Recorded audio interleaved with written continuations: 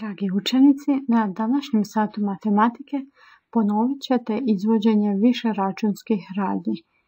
Naime, o ovome ste govorili u 2. razredu, ali kako ste sada naučili zbrajati, oduzimati, množiti i dijeliti do 1000, malo ćemo vam zakomplicirati zadatke. No, hajdemo prvo ponoviti. Zbrajanje i oduzimanje su računske radnje 1. stupnja, dok su množenje i dijeljenje računske radnje 2. stupnja. Zašto nam ovo treba? Zato što trebamo zapamtiti da prvo računamo množenje i dijeljenje, a tek onda zbrajanje i oduzimanje. No, ovo pravilo ne vrijedi ako su u zadatku zagrade, jer prvo računamo vrijednosti u njima. Naši prijatelji iz udžbenika, Lina, Luka i Kata, odlučili su vježbati rješavanje matematičkih zadataka i međusobno si u pismima zadavati zadatke. Kata je prva u pismu poslala zadatak Lini i Luki. Poslušajmo što je pisalo u pismu. Lina čita Katino pismo i u njemu zadatak 20 plus 30 puta 5 u zagradi. Luka čita Katino pismo i u njemu zadatak 2 puta 80 u zagradi minus 30 plus 40 u zagradi. Hoćemo li pomoći Lini i Luki da riješe zadatke? Naravno. Hajdemo to učiniti. Zadatak glasi 20 plus u zagradi 30 puta 5. Što ćemo prvo napraviti? Promotri zadatak i razmisli. Tako je. Prvo ćemo prepisati broj 20 i naš znak za zbrajanje plus. Potom ćemo pomnožiti ono što se nalazi u zagradi. 30 puta 5 je koliko? 150. Ovo možemo zbrojiti bez pisanog zbrajanja jer znamo da nam 20 plus 150 daje 170. A drugi zadatak je 2 puta 80 u zagradi minus 30 plus 40 u zagradi. Kao što znate, rekli smo da prvo rješavamo ono što se nalazi u zagradi, pa hajdemo poći redom. 2 puta 80 su 160, prepisujemo minus i 30 plus 40, to je 70 i tada računamo da je 160 minus 70 jednako 90. Možemo reći da su ovo bili malkice lakši zadaci, a sada prelazimo na nešto teže. Pomogli ste Lini i Luki, pa hajdemo krenuti na naše zadatke. 72 puta 6 plus 72 podijeljeno sa 6. Promotrite zadatak i recite mi što ćemo ovdje prvo napraviti, odnosno koje pravilo primijeniti. Nemamo zagrada. Tako je, prvo ćemo množiti i dijeliti. Pa idemo redom. 72 puta 6. 6 puta 2 su 12, 2 pišem, 1 pamtim.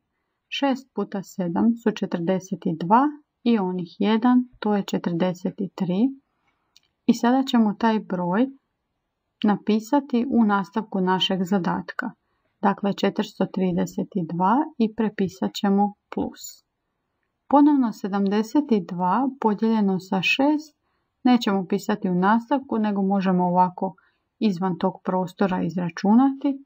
Dobit ćemo da je 7 podijeljeno sa 6 1. 1 puta 6 su 6. 7 minus 6 je 1. Spuštamo 2. 12 podijeljeno sa 6 je 2. 2 puta 6 je 12. 12 minus 12 je 0. Dakle, vidimo da nemamo ostatka, odnosno da je naše rješenje dijeljenja 72 podijeljeno sa 6 jednako 12. i prepisujemo ga u nastavku zadatka. 432 plus 12 jednako je. Možete li ovo možda izračunati bez pisanog zbrajanja? Nije teško. Nisam uopće sumnjala. 444 je naše konačno rješenje. Idemo na sljedeći zadatak. 96 plus 399 u zagradi podijeljeno s 5. Sada, ovdje imamo zagrade, pa znamo da ćemo prvo zbrajati 96 i 399. Idemo redom. 6 plus 9 su 15, pišem 5, 1 pamtim.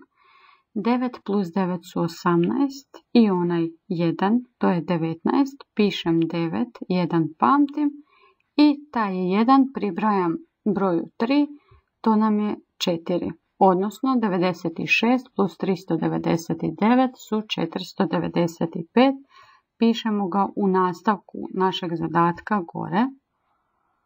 I sada ovaj zbroj koji smo dobili trebamo podijeliti s brojem 5. To ćemo ponovno pisano podijeliti.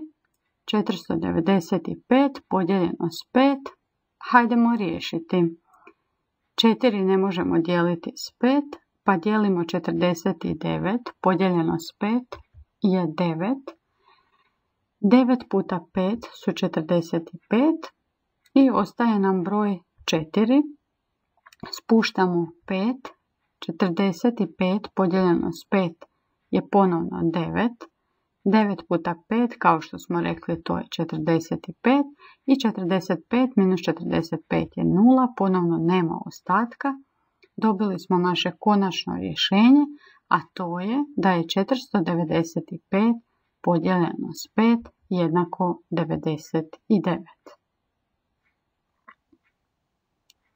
Sada možete otvoriti svoje bilježnice, napisati naslov, izvođenje više računskih radnji, prepisati ove primjere zadataka, a za vas preostaju zadaci sljedeći. 350 podijeljeno s 5 plus 168 podijeljeno s 4. U zagradi 218 plus 133 podijeljeno s 9. 347 minus 194 plus 378 podijeljeno s 9. I na kraju zadatak riječima zbroj brojeva 768 i 189 umanji za umnožak brojeva 34 i 5. Želim ti puno uspjeha u rješavanju. Nakon što riješiš zadatke, pošalji mi ih.